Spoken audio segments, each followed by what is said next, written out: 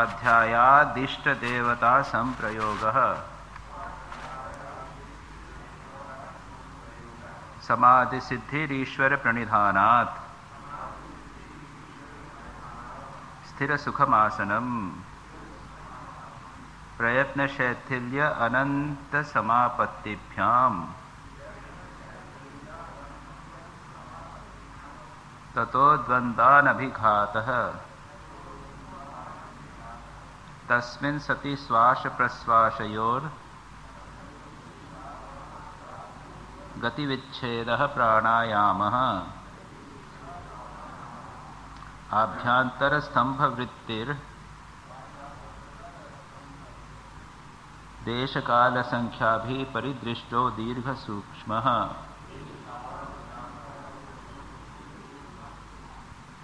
बाह्यान्तरविषयाक्षेपी चतुर्थः ततः क्षीयते प्रकाशावरणम् धारणासु च योग्यता मनसः स्वविषया संप्रयोगे चित्तस्य स्वानुकार इव इंद्रियाणां प्रथारः माश्चिता इंद्रियाणां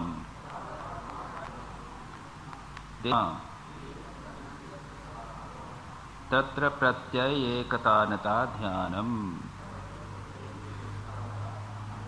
तदेवर्थ निर्भासम् स्वरूप शून्यमिव समाधिः त्रयमेकत्र संयमः। मैंने कुछ श्लोक जो कुछ आगे के और भी पढ़ लिए। 3 सूत्र विभूतिपाद के भी हमने पढ़ लिए हैं। धारणा के संबंध में हमने विस्तार से विचार कर लिया। धारणा का अर्थ है देशबंध चित्तस्य, चित्त को, अपने मन को एक एरिया विशेष में बांधना।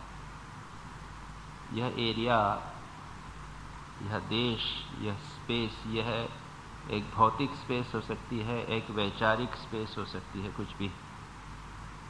एक ही विषय का चिंतन करते करते उसी पर विचार करना। विचार मूवमेंट है विचारों का, लेकिन विचार एक वृत्त के बाहर नहीं जा रहे हैं। इसको कहते हैं धारणा। कई प्रकार की धारणा हो सकती है जिसकी चर्चा मैंने पिछली बार विस्तार से की थी। एक तो धारणा बताई थी किसी महापुरुष के जीवन के चरित्र के संबंध में, उनका लीला का चिंतन करना प्रारंभ से लेकर अंत तक, या फिर किसी एक स्थान के विभिन्न पक्षों का चिंतन करना। दृष्टांत दिया था कि दक्षिणेश्वर में श्री रामकृष्ण हैं और श्री रामकृष्ण इधर उधर जा रहे हैं, हम भी उनके साथ जा रहे हैं इत्यादि। लेकिन दक्षिणेश्वर के बाहर नहीं जा रहे, केवल उस देश में उनको आबद्ध कर लिया। या फिर जन्म से लेकर मृत्यु तक किसी महापुरुष की जीवन लीला का चिंतन किया। ये एक प्रकार की धारणा हुई। दूसरे प्रकार की धारणा हुई किसी तत्व चिंतन, किसी विचार को ले लिया और इस विचार को जैसे आत्मा का स्वरूप क्या है, तो आत्मा के स्वरूप के ऊपर ही विचार कर रहे हैं, दूसरा कुछ नहीं कर रहे हैं। यह भी एक प्रकार की धारणा हुई। फिर तीसरा दृष्टांत मैंने दिया था कि षट चक्रों का चिंतन करना। स्वामी विवेकानंद वर्णन करते हुए कहते हैं कि मूलाधार में चक्र है, उस चक्र का चिंतन करो। उसके बाद में कुंडलिनी ऊपर आई, स्वाधिष्ठान, वहाँ पर दूसरा चक्र है, उसका चिंतन करो। फिर आगे आई, मणिपुर में आई, वहाँ दूसरा अन्य प्रकार का पद्म है, उसका चिंतन करो। फिर अनाहत पर दूसरे चिंतन करो, फिर विशुद्ध आज्ञा इत्यादि। यहाँ से लेकर ऊपर तक विभिन्न चक्रों का चिंतन और वहाँ पर विभिन्न प्रकार के पद्मों का चिंतन, विभिन्न पखड़ियों वाले पद्मों का चिंतन करते करते अंत तक वहाँ पहुँचो। इसमें भी मन मूव कर रहा है, लेकिन वह एक मार्ग में मूव कर रहा है। फिर एक और दृष्टांत दिया था जैन धर्म में पिंडस्थ पदस्थ रूपस्थ रूपातीत या फिर आग्नेयी वारुणी वायवी ये धारणाओं की बात मैंने की थी, जिसमें कल्पना करना है कि एक पहाड़ है, बहुत बड़ा क्षीर सागर है, उसके ऊपर पहाड़ है, पहाड़ पर सिंहासन है, फिर अग्नि की चिंतन करना। इस प्रकार से धीरे धीरे अपने चिंतन की सीमा को, उसके दायरे को कम करते जाना, इसको ये भी एक प्रकार की धारणा है। अब धारणा के बाद की स्टेप अगली स्टेप है, और ये धारणा को अच्छी तरह समझ लेना आवश्यक इसलिए भी है कि हम सामान्यतः ध्यान नहीं कर पाते। हम जिसे हम ध्यान कहते हैं वह एट द मोस्ट धारणा होता है, बस उससे अधिक कुछ नहीं हो पाता, क्योंकि हमारा मन कॉन्स्टेंटली मूव करता है। उसको एक दायरे में सीमित कर देना ही पर्याप्त है, जितना कर सके तो काफ़ी होगा। मैंने यह भी बताया था कि इस धारणा से कैसे ध्यान तक पहुंचते। उदाहरण के लिए श्री रामकृष्ण के बहुत सारे रूप, दक्षिणेश्वर में जो श्री रामकृष्ण घूम रहे हैं उसके बहुत सारे रूपों का हमने चिंतन किया। अंत में एक रूप पर हम आकर रुक गए, और कौन सा? वो श्री रामकृष्ण अपनी खटिया पर बैठे हुए लोगों से बात कर, और उसी रूप पर अपने मन को लगाए रखना, ये हो गई ध्यान। श्री रामकृष्ण भगवान राम के लीला का चिंतन किया। ये मैंने आपको बताया था कि राम नाम संकीर्तन के माध्यम से प्रारंभ से लेकर शुद्ध ब्रह्म परात्पर राम से लेकर अंत में वैकुंठालय संस्थित राम, ये जो पूरी एकादश 108 राम के नाम है, उनसे पूरी लीला का वर्णन है। उस लीला में बहुत सारे राम के वर्णन, रूप के वर्णन है। उसमें से एक रूप को किसी को हम सिलेक्ट कर लें, बालक राम या अयोध्यापति राम, राजा राम या वन में जाने वाली राम, और उस पर मन को लगा रखें, तो ये धारणा से ध्यान तक पहुंचे। तात्पर्य यह है कि, और जैन धर्म की धारणा का मैंने बताया था कि वो अंत में बड़ा बड़ा करके अंत में तत्वत्पति धारणा पे आते हैं, जहाँ पर शुद्ध आत्मा रह जाती। तो ये विभिन्न प्रकार से अंत में एक धारणा के बाद में ध्यान तक पहुँचते। तो ये मैंने धारणा का विस्तार आपके समक्ष कर दिया था। अब आगे चलें। आज का विषय है ध्यान, और उसका मैंने संक्षेप में पिछली बार परिभाषा बताई थी।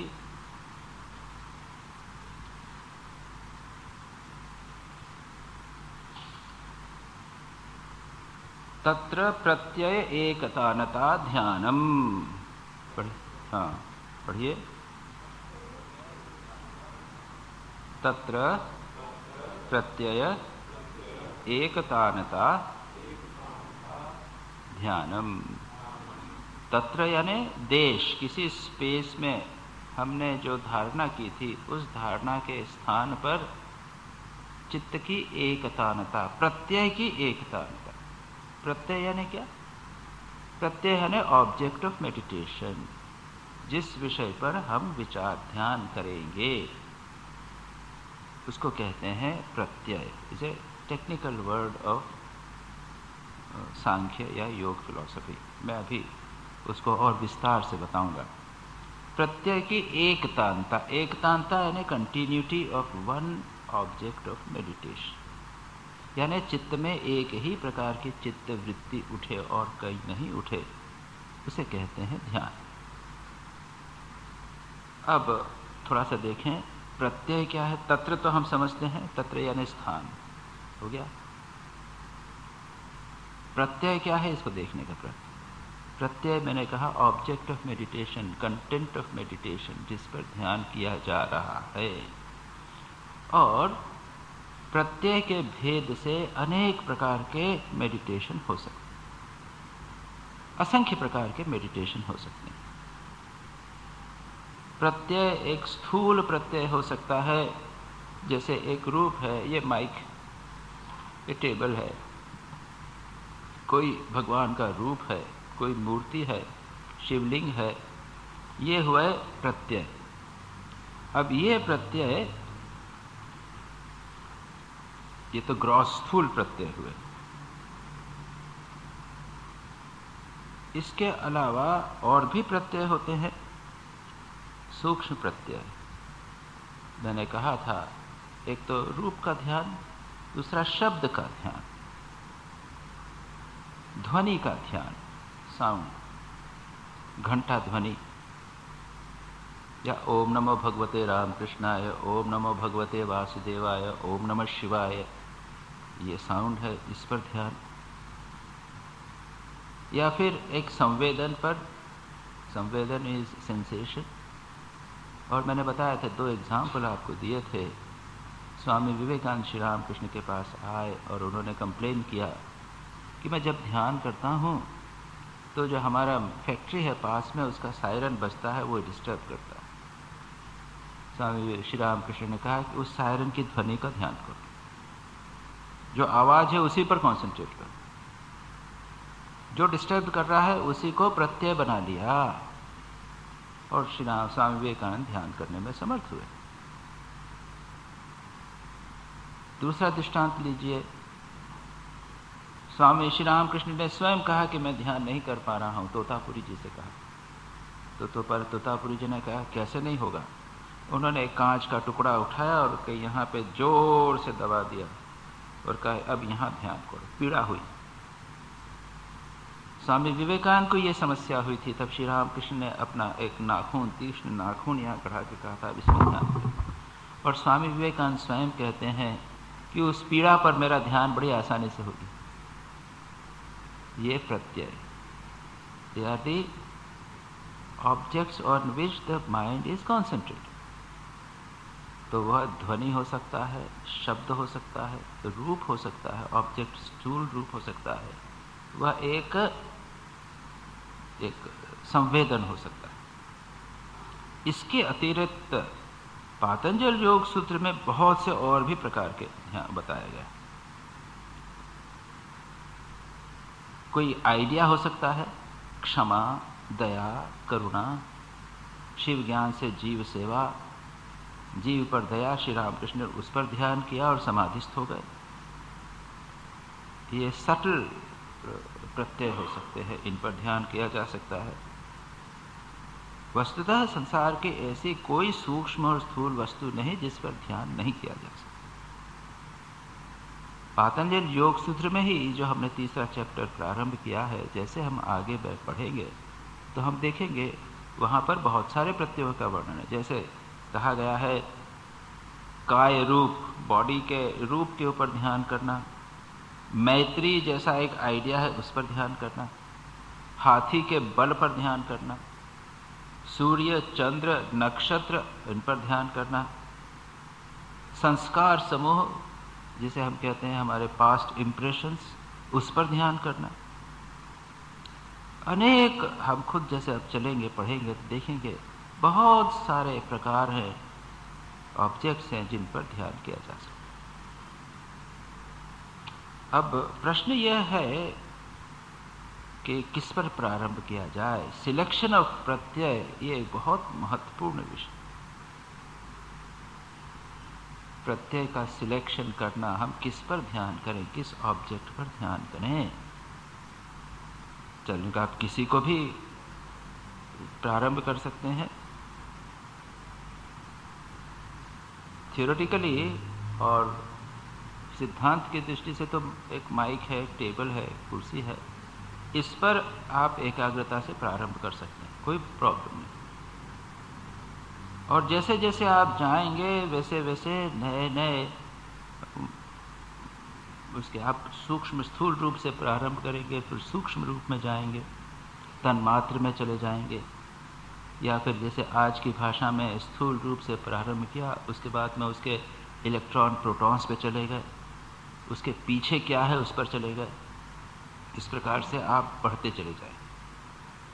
ना ये बात थियोरेटिकली ठीक होते हुए भी अधिकांश लोगों के सामने ये समस्या उठती है कि किस पर ध्यान किया जाए, प्रत्यय कौन सा होना चाहिए। और उसके लिए व्यक्ति के टेम्परामेंट, उनके संस्कार, उन सब के ये सारी बातें निर्धारित करती हैं कि कौन सा प्रत्यय किस ऑब्जेक्ट के ऊपर ध्यान किया जाए। कुछ लोग निराकार पर ध्यान करना चाहते हैं, ये भी एक प्रत्यय है, याद रखिए।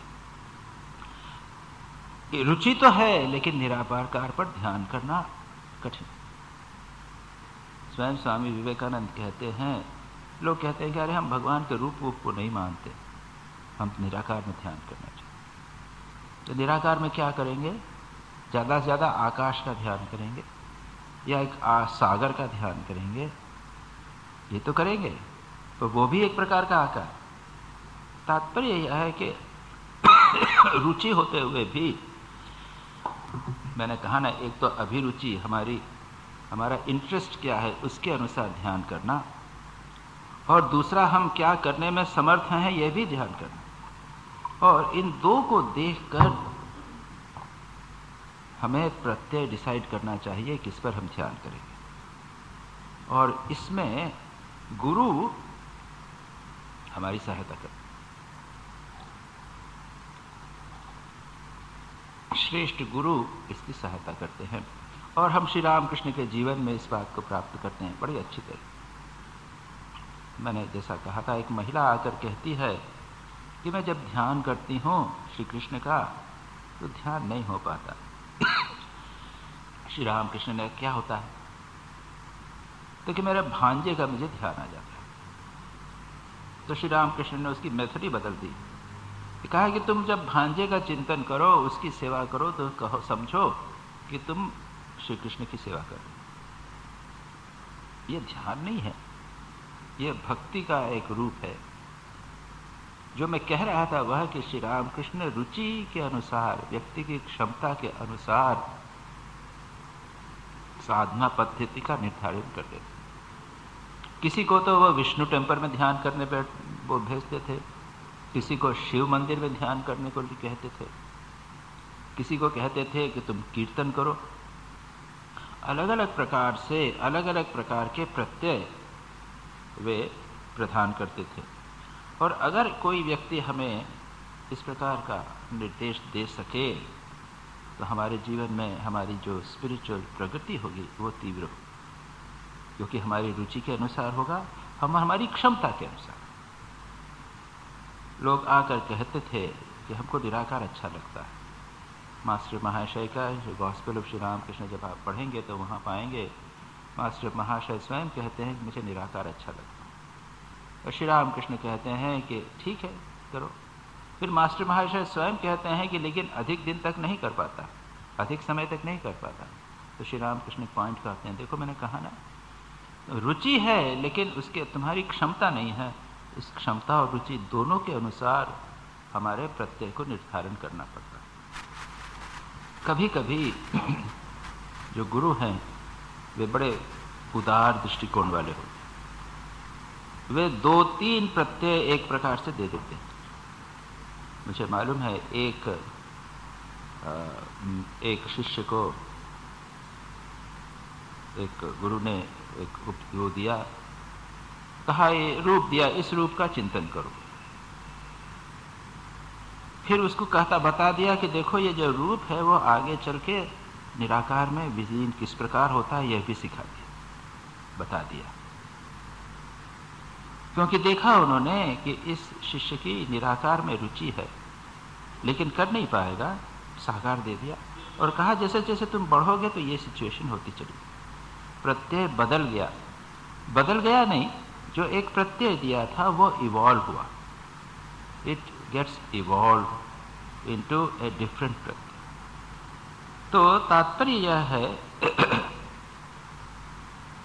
कि किसी एक प्रत्यय को निर्धारित कर लेना पड़ता है गुरु की सहायता से, किसी एक्सपर्ट की सहायता से। कभी कभी आज के ज़माने में खासकर ये समस्या होने लग गई है। अब जब हम थियोलॉजिकल प्रत्यय लेते हैं, एंथ्रोपोमॉर्फिक प्रत्यय लेते हैं, जैसे कोई भगवान राम का चिंतन करें या कृष्ण का ध्यान करें या राम कृष्ण का ध्यान करें, तो आज के युग में समस्या ये हो गई है। पहले ज़माने में तो जो कुल देवता था उसका ध्यान करते थे, वो संस्कार पड़े हुए हैं बचपन से कि शिव जी के भक्त हैं तो बचपन से शिव के ऊपर आस्था विश्वास है, तो मन आसानी से ध्यान में प्रत्यय निर्धारण में कोई कठिनाई नहीं होती। लेकिन आज के युग में तो कई प्रकार के प्रत्यय हो गए हैं, पुरानी आस्थाएं बदल गई हैं, नए नए प्रत्यय आ गए हैं, ऐसे कभी कभी समस्या हो जाती है। और उसमें कभी ऐसा नहीं करना है कि कभी कुछ दिनों तक श्री कृष्ण का ध्यान किया, फिर राम का ध्यान किया, फिर कुछ दिनों बाद राम कृष्ण का ध्यान किया, ऐसा नहीं। इसमें समस्या होगी, आप प्रोसीड नहीं हो सके। श्री राम कृष्ण कहते थे कि अगर कुआं खोदना है तो एक ही स्थान पर कूदो, कुछ देर खोदने के बाद अगर पत्थर आ गया तो रोक मत जाओ, या रेत आ गई तो बदल के दूसरे स्थान पर चले गए, फिर वहां पे पत्थर आ गया तो तीसरे स्थान पर, ऐसे तो कभी कुआं नहीं खुदेगा। एक प्रत्यय डिसाइड करके we must proceed, that is very important. अब इस बात को समझाने के लिए थोड़ा आगे बढ़े। कुछ ध्यान के प्रत्यय और कितने प्रकार के ध्यान हो सकते हैं, यही विषय है आज हमारा। एक तो मैंने कहा था कि रूप ध्यान से प्रारंभ करते हैं, खास करके जब एंथ्रोपोमॉर्फिक या थियोलॉजिकल जो ध्यान होते हैं, थीस्टिक ध्यान जो होते हैं, उसमें किसी इष्ट के किसी रूप का ध्यान करना प्रारंभ करते हैं। शिव जी हैं या श्री कृष्ण हैं, विष्णु हैं, उससे प्रारंभ करते हैं। मैंने बताया था कि विष्णु के ध्यान में भी जो धारणा बताई थी, किस प्रकार से ध्यान को धीरे धीरे संकोचित करते हैं, चतुर्भुज रूप से का ध्यान करके फिर द्विभुज रूप पर आना, उसके बाद रूपातीत पर चले जाना, ये बताया था मैंने। फिर एक प्रोसेस है, आप प्रारंभ करेंगे रूप ध्यान से, उसके बाद गुण ध्यान और अंत में स्वरूप ध्यान, इसकी भी चर्चा मैंने की थी। जैन धर्म में ध्यान को काफ़ी इलॉबरेटली एक्सप्लेन किया गया, और मैं समझता हूँ कि अगर उसको हम थोड़ा सा देख लें तो ध्यान के संबंध में अपनी हमारी धारणा स्पष्ट और स्पष्टतर हो जाएगी। वहाँ पर तो ध्यान को बेसिकली 4 में विभक्त किया गया, और वहाँ पे कहा जो भी एकाग्र चिंतन होवे उसको ध्यान कहा। Any intense concentrated thinking is meditation. तो इस डेफिनेशन के अनुसार ध्यान को उन्होंने 4 में विभक्त किया है: आर्त ध्यान, रौद्र ध्यान, धर्म ध्यान और शुक्ल ध्यान। आर्त ध्यान क्या है? चिंतन जिसमें डिप्रेशन हो,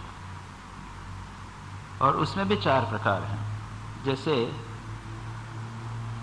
अनिष्ट योग,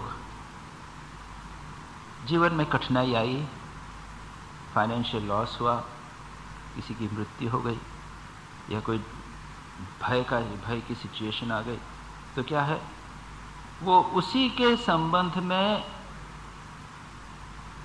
लगे रहना, उसी का चिंतन करना, या उसको कैसे उससे छुटकारा पाऊं, इसको कैसे दूर करूं, ये बीमारी हो इसको कैसे दूर करूं, ये डर का कारण आ गया है, ये पैसा कम हो गया है, उसका चिंतन में लगे हुए हैं। इसको हम बोलते हैं अनिष्ट योग। अनिष्ट योग हुआ, उससे छुटकारा कैसे पाना। दूसरा इष्ट वियोग,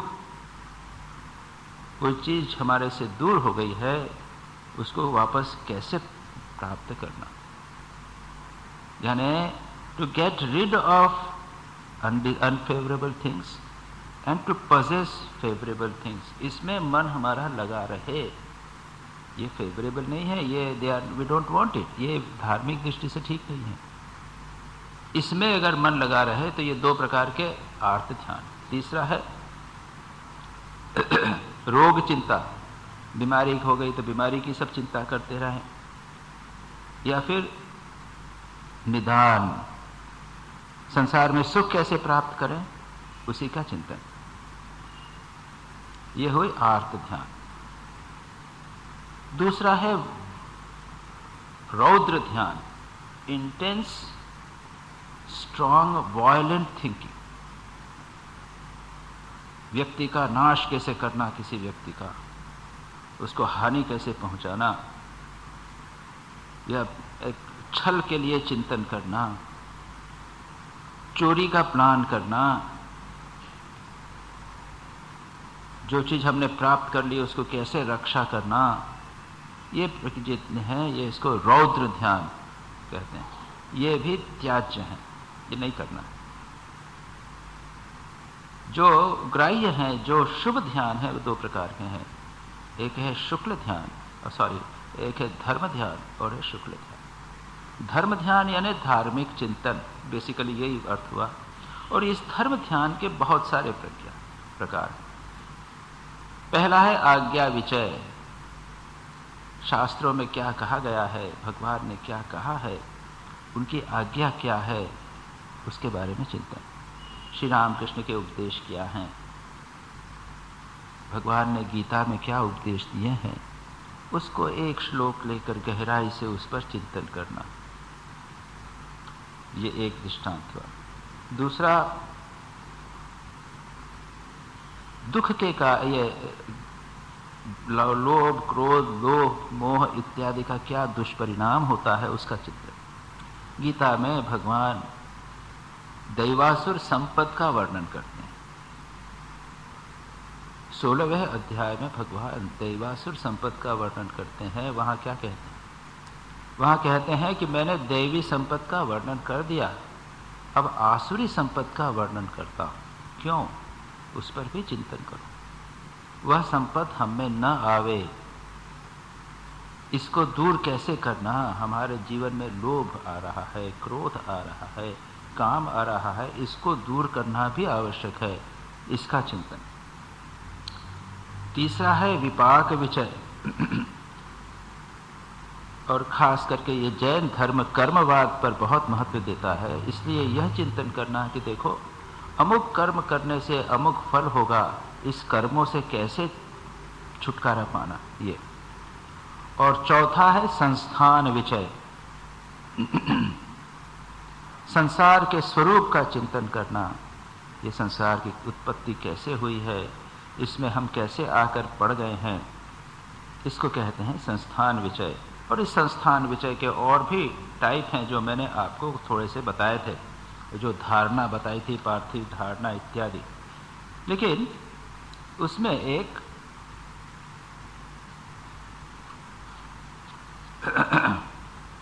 ये तो होता पिंडस्थ, पदस्थ ध्यान। एक पदस्थ ध्यान करके है, उसमें किसी एक पद के ऊपर, पद यानी एक वर्ड,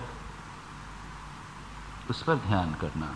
जैसे हमने श्री रामकृष्ण ने कहा, जीव पर दया, जीवे दया, ये पद है, दो वर्ड्स हैं, इस पर इंटेंस कंसंट्रेशन, इसको बोलते हैं पदस्थ ध्यान।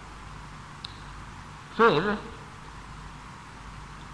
रूपस्थ ध्यान का भी वर्णन है। वहां पर यह कहा गया है कि भगवान महावीर इत्यादि के रूप का ध्यान करना, कैसे शांत वे बैठे रहते हैं।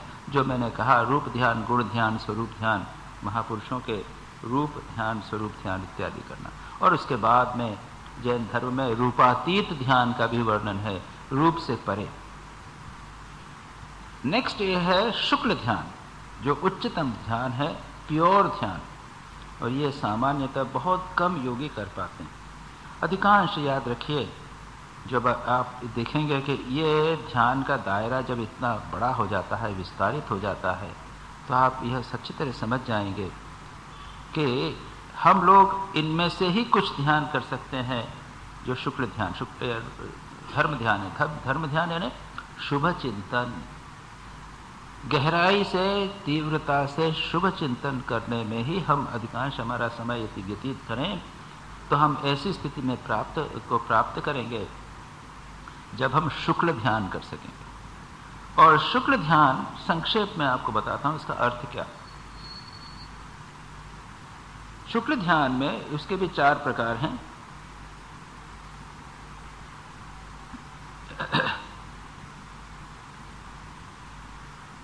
किसी भी, जिसे यह वितर्क, विचार, आनंद, अस्मिता इत्यादि समाधियां हैं, वहां पर भी वितर्क शब्द का उपयोग किया है। और संभवतः मैंने थोड़ा सा इसको समझाने का प्रयत्न किया होगा। यह एक काफ़ी सूक्ष्म बात आ जाती है। जैसे एक शब्द है गाय। गाय शब्द का, यह तो शब्द है, उसके साथ एक अर्थ है। गाय शब्द का कोई अर्थ है ना, हम जानते हैं गाय क्या है, हमको तो ज्ञान है गाय क्या है। लेकिन मैं अगर कोई फ्रेंच शब्द आपके सामने बोल दूं तो आप कहेंगे इसका अर्थ तो मैं नहीं जानता। ये शब्द है लेकिन अर्थ मैं नहीं जानता। तो अर्थ तो कुछ है। तो एक होता है शब्द, उसका एक अर्थ, और एक ज्ञान होता है। शब्द, अर्थ, ज्ञान। और सामान्यतः हमारे जीवन में, हमारे चिंतन में ये तीन एक साथ मिले हुए। गाय शब्द का उच्चारण करते ही हमारे मन में गाय के संबंध में एक धारणा या ज्ञान उदित होता है।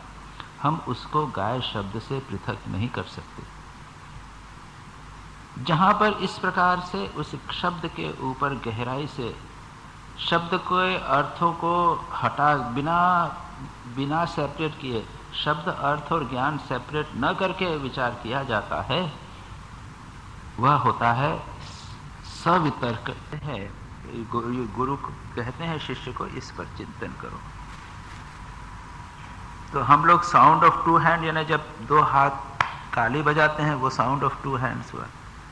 साउंड ऑफ वन हैंड कैसा होगा? तो वो आके कहता है कि मैंने पता लगा लिया, लकड़ी को मैंने मार दिया, एक हाथ है और साउंड हुआ। कहते नहीं, और थोड़ा सोचो। वो कहेगा ये साउंड हुआ, साउंड ऑफ वन हैंड, नहीं, और सोचो। सोचते सोचते यहां तक होगा। उद्देश्य यह है कि जो कार्य कारण के रूप में मन के चिंतन की पद्धति है, मन का अभ्यास है कार्य कारण में चिंतन करना। ऐसा करने से ऐसा होता है, ऐसा करने से ऐसा होता है। इस श्रृंखला में जो मन चिंतन करता है उसको तोड़ना। इस प्रकार के चिंतन से मन अपने आप को लांघ जाता है, मन स्टिल हो जाता है।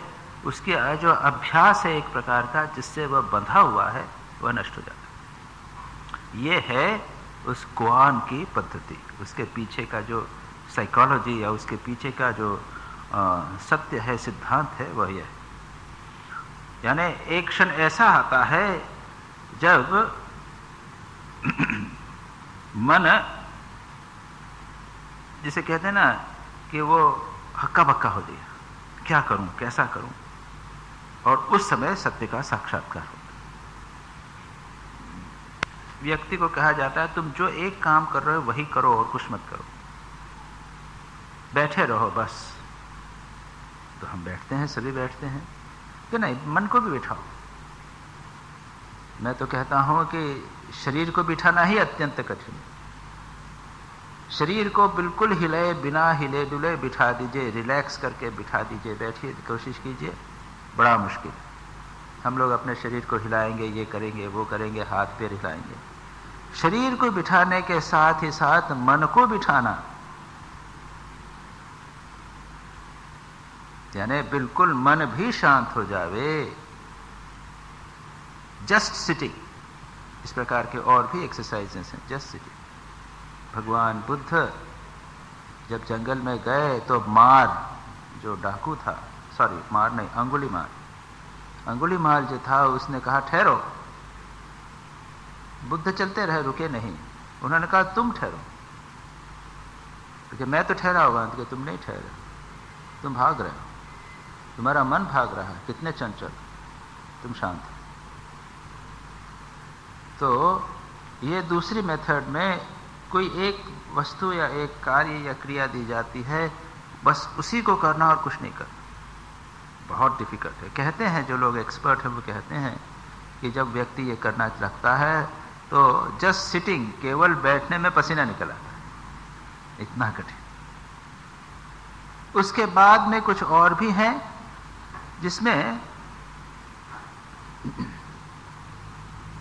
व्यक्ति को जो एक धारणा जैसी है, एक, अब मैं पिछली बार बता चुका हूं कि कुछ ऑब्जेक्ट्स दिए जाते हैं व्यक्ति विशेष की के मनस्थिति के अनुसार जिस पर ध्यान करने को कहा जाता है। जैसे कोई व्यक्ति बहुत कामुक होवे, रूप का बहुत व्यक्तियों के रूप के प्रति काफ़ी आकर्षण यदि होवे तो उसको कहा जाता है कि कंकाल पर, एक स्केलेटन पर ध्यान करें, एक स्केलेटन के ऊपर ध्यान करें। उद्देश्य क्या है कि जो ध्यान की उसका मन जो जिस विषय में फंस रहा है उससे वह निकल सके। इस प्रकार से बौद्ध धर्म में भी कई ध्यान की पद्धतियां प्रचलित हैं। अब इस ध्यान के सब्जेक्ट के उपसंहार, क्योंकि इसके बाद में हम जानते हैं, आगे चलेंगे कि हम देखेंगे इसके बाद समाधि का वर्णन आ रहा है। अब जो भी मैंने कहा उसको उपसंहार करके देखें कि कैसे ध्यान की प्रोसेस चलती है। सामान्यतः वी स्टार्ट विथ रूप ध्यान, जो मैंने कहा एक किसी स्थूल रूप पर मन को एकाग्र करने से हम प्रारंभ करते हैं। धीरे धीरे हम उसके बाद में अपने इष्ट के गुणों का ध्यान करने लग जाते हैं। उनके पीछे का करुणा, शांत स्वभाव, वीतरागता, वीतराग विषय व चित्तम, इस पर काफ़ी चर्चा हम कर चुके हैं। महापुरुषों का ध्यान, वीतराग पुरुषों का ध्यान कैसे करना, उनके गुणों का मैनिफेस्टेशन होता है। तीसरी बात, गुण ध्यान के बाद में जैसे आगे बढ़ते हैं तो हमको अपने इष्ट के चैतन्य सत्ता का ध्यान होने लग जाता है। We start feeling the presence of our इष्ट।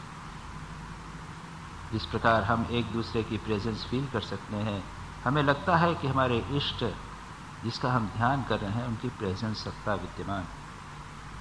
उसके बाद हम स्वरूप पर पहुंचते हैं।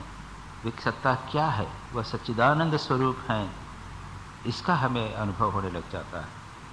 और उसके बाद में साधक यह अनुभव करता है कि जो हमारे इष्ट हैं वह सच्चिदानंद स्वरूप है और वह स्वरूप वह अपने को भी सच्चिदानंद स्वरूप के साथ एक समझने लग जाता है। इस संदर्भ में मैं आप लोगों को स्वामी यतीश्वरानंद जी की एक पुस्तक मेडिटेशन एंड स्पिरिचुअल लाइफ, और उसका हिंदी ट्रांसलेशन भी हुआ है, ध्यान और आध्यात्मिक जीवन, उसमें एक चार्ट है, स्पिरिचुअल अनफोल्डमेंट, उसका एक चार्ट है, कैसे व्यक्ति एक रूप की तरफ आकृष्ट होता है, रूप से उसके बाद में निराकार तक कैसे पहुंचता है, उसका वर्णन किया गया है। तो ध्यान के संबंध में इतनी बात कहने के बाद अब हम अगले सूत्र पर जाएंगे। यहाँ पर प्रत्यय की बात कही गई, उसके बाद एकतांता की बात कही जाएगी। मैंने जब कभी भी जिन मॉरल वैल्यूज़ की चर्चा की थी, जैसे सत्य, अहिंसा, अस्तेय, ब्रह्मचर्य, अपरिग्रह इत्यादि की चर्चा की थी, तब मैंने संभवतः यह भी बताया होगा कि सभी मॉरल वैल्यूज़ को प्रैक्टिस करते समय सावधानी बरतनी चाहिए। आध्यात्मिक जीवन में कई पिटफॉल्स, सावधानी रखना चाहिए। कई दुर्घटनाएं हो सकती हैं।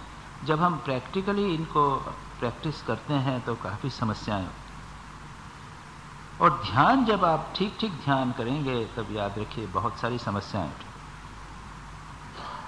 बहुत सारी समस्याएं उठेंगी, जिसका मैं पीर टीच में उल्लेख सदा करता आया। याद रखिए ध्यान इतना आसान नहीं, और जब तक सारा जीवन रेगुलेटेड न होवे तब तक ध्यान में सफलता प्राप्त करना असंभव। दूसरी बात, प्रारंभ में ध्यान करने में समस्याएं अचानक काफ़ी आती हैं, क्योंकि ध्यान से हमारा अचेतन मन मानो मथा जाता है, ए चर्निंग ऑफ द सबकॉन्शियस। ठीक ठीक अगर ध्यान करें, सुपरफिशियल ध्यान किसी दिन किया, किसी दिन नहीं किया, 5-10 मिनट बैठा, ऐसा नहीं। जो सीरियस साधक है, ध्यान अगर गहराई से करना चाहता है तो देखेगा कि उससे सबकॉन्शियस माइंड मानो चर्न हो जाता है। अभी तक तो सब ठीक ठाक चल रहा था, मन अच्छा था, वी डोंट हम मन में उठते थे, अच्छे बुरे विचार आते रहते थे, हमने कभी चिंता ही नहीं की उनकी, हमने सोचा ही नहीं था कि क्या आते हैं। लेकिन आप जब ध्यान करने बैठेंगे तो देखेंगे बाप रे बाप कितने भयानक विचार मेरे मन में आ रहे हैं। पहले तो नहीं थे, हम जानते नहीं थे, वे बैठे हुए थे, बीच बीच में आते थे, हम देख नहीं पाते। अब जब ध्यान करने बैठेंगे तो देखेंगे कि बहुत सारे ऊल जलूल, अच्छे बुरे सब प्रकार के विचार, विभत्स विचार आने लग जाएंगे और हमें लगेगा बाप रे ये क्या हो रहा है। ये शुभ लक्षण है, सावधान रहना है। ये बताएगा कि हमारा मन में कितना कचरा भरा हुआ है, ये निकल रहा है। ये दूसरी समस्या, पहली समस्या कटना बहुत कठिन, दूसरा जब करने लगेंगे तो ये समस्या उत्पन्न हो।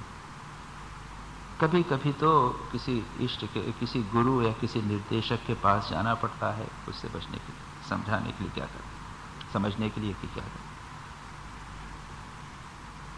और प्यूरिफिकेशन की आवश्यकता तब हमें अधिक पता चलती है कि भाई नहीं, जो हुआ सो हुआ, अब हमें एक प्योर लाइफ अवश्य लीड करना चाहिए। तीसरी समस्या के बाद ऐसे में कई बार लोग छोड़ देते, ध्यान करते नहीं। और जैसा मैंने कहा कि 90% लोग गाइडेड मेडिटेशन कराएं वो करेंगे नहीं, छोड़ दें। तीसरी बात होती है, अगर आप इम्प्योर माइंड से करें तो सीवियर समस्या होती है, आपके काम क्रोध लोभ अहंकार बढ़ जाएंगे, क्योंकि दे गेट ट्रेमेंडस इंटेंसिटी कंसंट्रेशन। इसलिए भी बहुत सावधान रहना पड़ता है। तो ये कुछ ऐसी कठिनाइयां हैं कि ये बार बार ये उठ सकती है। फिर एक बात ऐसी भी होती है जो मुझे एज सेक्रेटरी यहाँ जब चेयर पे बैठता हूँ तो मुझे काफ़ी सामना करना पड़ता है। कुछ दिन के ध्यान के बाद आप कहते हैं कि महाराज स्वामी जी यहाँ से कुछ उठ रहा है, ऐसा लग रहा है, या यहाँ पे कुछ मुझे सेंसेशन हो रहा है, एक ज्योति दिखाई दी। हम कहते हैं ठीक है, बड़ा अच्छा है, दे आर माइलस्टोन्स, अच्छा है, लेकिन उसको दे आर हिंड्रेंसेस ऑल्सो। उद्देश्य क्या है? इष्ट का पूरा चिंतन करना, ठीक से चिंतन करना। और हम चाहते हैं तत्काल कुछ हमें मिल जाए, और हमारा मन रिसीव करता है। हमको ये लगने लगता है कि हमने ये प्राप्त कर लिया, ये प्राप्त कर लिया, कुछ मिल गया। अपने आप को हम बहुत अच्छा योगी समझने लग जाते हैं। हमारा अहंकारी मन ये नाना प्रकार के इमेजिनेशंस हमारे सामने प्रस्तुत करता है।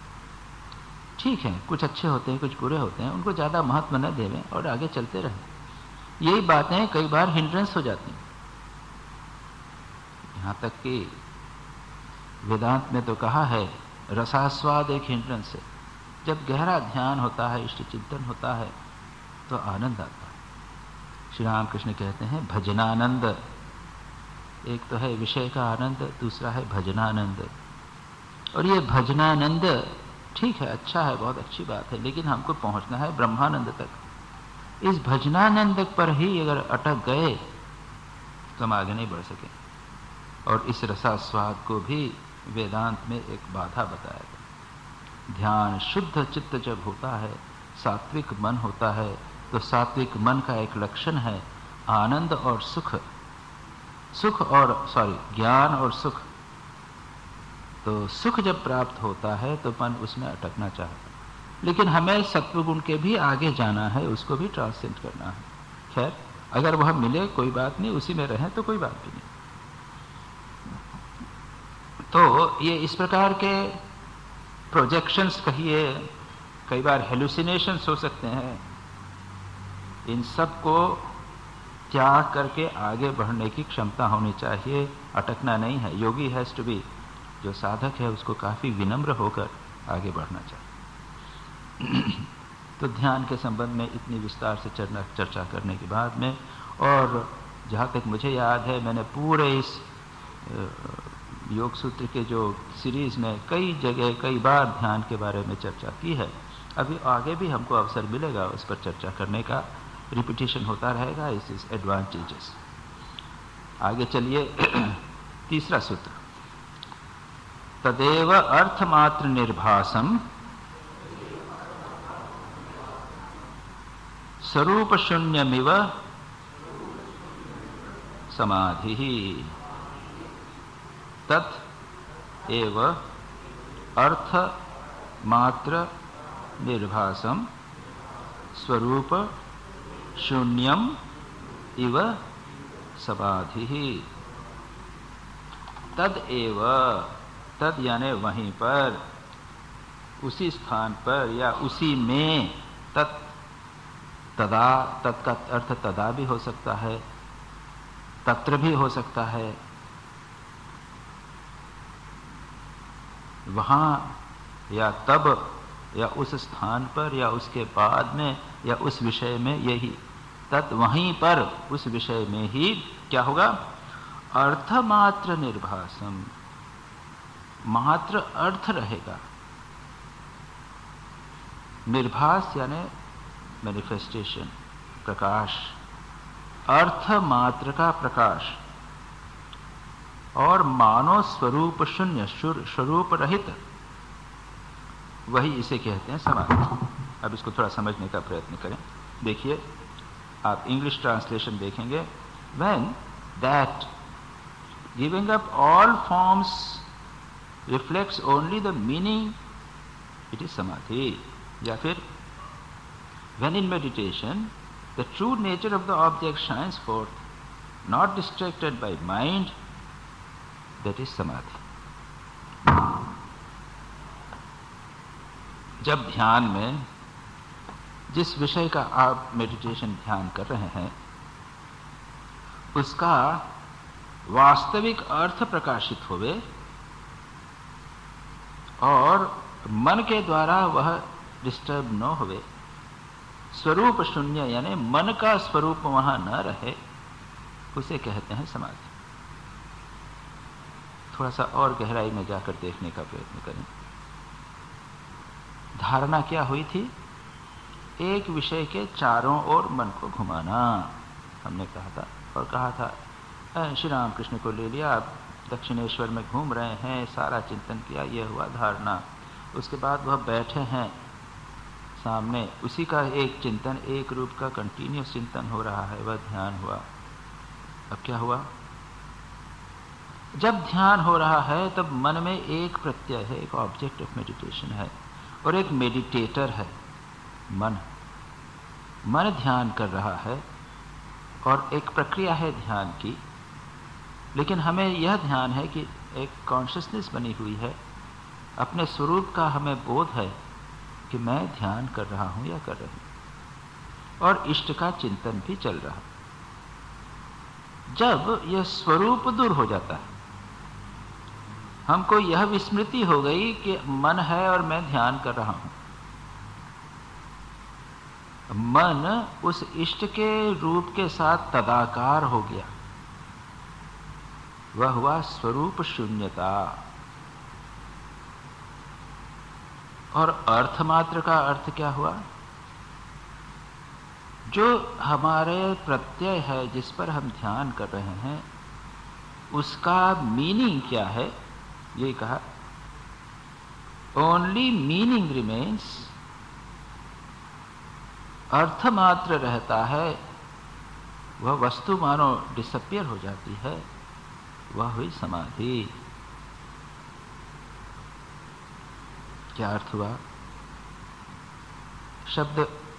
शब्द के रूप में ने गाय शब्द, और गाय शब्द पर मन को जब लगाया तो हमारे मन में सामने गाय आ गई, एक रूप आ गया। लेकिन जब रूप भी चला गया, शब्द भी चला गया, गाय का अर्थ ही रहा और हम भूल गए कि हम ध्यान कर रहे हैं। इसको कहते हैं समाधि, ये शब्द के रूप। इष्ट का ले लीजिए, कृष्ण का ध्यान कर रहे हैं, पहले कृष्ण की लीलाओं का ध्यान किया, अब कृष्ण के एक रूप का ध्यान किया। अब मन उस श्री कृष्ण के रूप में इतना तन्मय हो गया कि अपने को भूल गया, और श्री कृष्ण का रूप भी नहीं रहा। श्री कृष्ण के पीछे जो सत्ता है, जो अर्थ है, जो चैतन्य सत्ता है, वह बनी रही। इसको कहते हैं समाधि। हाँ, जब तक ये इंटेलेक्चुअल कंसेप्शन है, कभी कभी हमारे जीवन में भी ऐसा आता है। ऑफ कोर्स एब्सेंट माइंडेडनेस से इसका कोई संबंध नहीं है, हम भी भूल जाते हैं, अरे वे मुझको तो ध्यान नहीं रहा, खुद को ही भूल गए। एब्सेंट माइंडेडनेस नहीं है ये। कई दृष्टांत हैं। मां शारदा श्री राम कृष्ण का ध्यान कर रही वृंदावन में। इतना गहरा ध्यान हुआ कि वो खुद को भूल गई। उनके मन ने श्री राम कृष्ण का रूप ले लिया। मन पूरी तरह श्री राम कृष्ण के रूप में रंग गया। उनकी स्वयं की सत्ता नहीं रही, केवल श्री राम कृष्ण की सत्ता रही। तो ध्यान में इतनी गहरी डूब गई कि उनका बोलना श्री राम कृष्ण जैसा हो गया, उनका चलना श्री राम कृष्ण जैसा हो गया, उनका खाना पीना कुछ समय के लिए श्री राम कृष्ण जैसा हो गया। और स्वरूप शून्य, खुद की सत्ता नहीं रही, मन की सत्ता नहीं रही। मन पूरी तरह जिस विषय का ध्यान कर रहा है उसके साथ एक रूप हो गया। इसको कहते हैं शयन समाधि। अब इसके विस्तार में जाना मैं नहीं समझता कि इतना आसान है।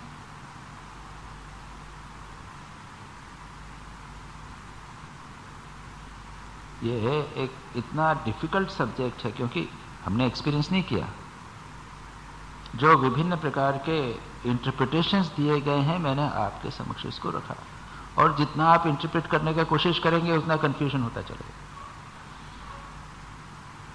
ध्यान और समाधि में यह अंतर है कि समाधि में ध्याता, ध्येय और ध्यान, इन तीन की त्रिपुटी नष्ट हो जाती है।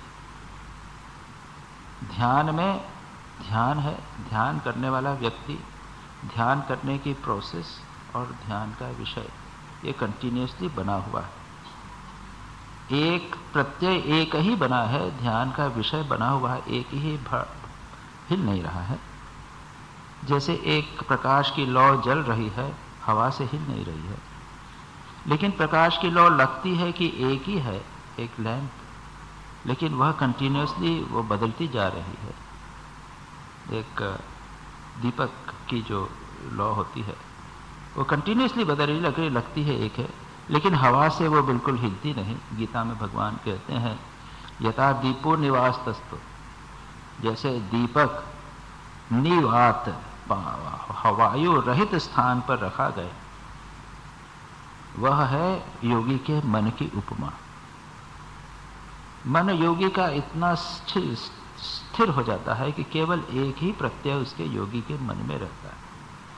लेकिन मन है, ध्यान करने वाला मन है, और मन में एक प्रत्यय है, प्रोसेस है।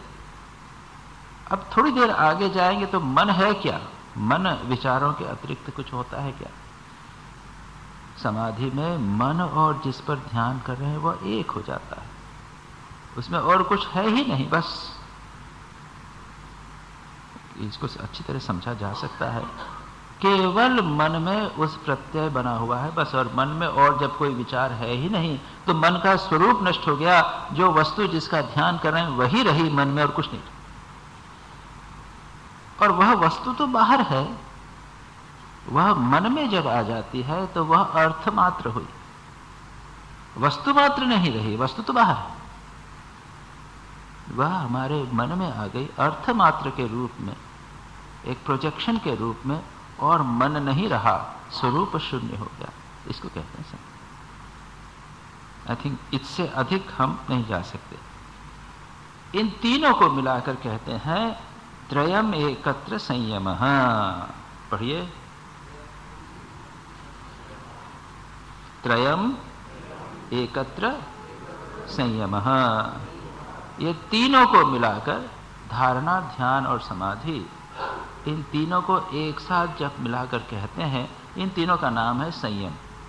और संयम का अर्थ तो होता है सेल्फ कंट्रोल। यहाँ पर उस बात को नहीं कहा गया।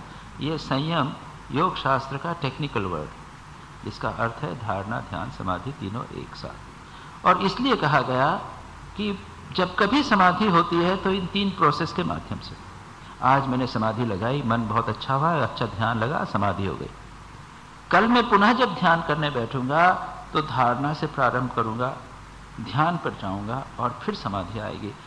इमीडिएटली मैं ध्यान में नहीं जा सकता, समाधि में नहीं जा सकूंगा, इस प्रोसेस से जा सकूंगा। इसलिए कहा गया धारणा, ध्यान, समाधि ये तीनों एक साथ, इनको संयम कहा गया। कभी कभी ऐसा होगा कि एक दिन में समाधि भी लगा सका, लेकिन दूसरे दिन केवल ध्यान ही हुआ, केवल तीसरे दिन केवल धारणा हुई, ध्यान तक जा ही नहीं सकी। लेकिन जब कभी समाधि होगी तब तीनों एक साथ होंगे। इसके आगे की चर्चा अगली बार करेंगे। योगेन चित्तस्य पदेन वाचाम मलं शरीरस्य च वैद्यकेन योपाकरोतं प्रवरं मुनीनां पतञ्जलिं प्राञ्जलिरानतोऽस्मि।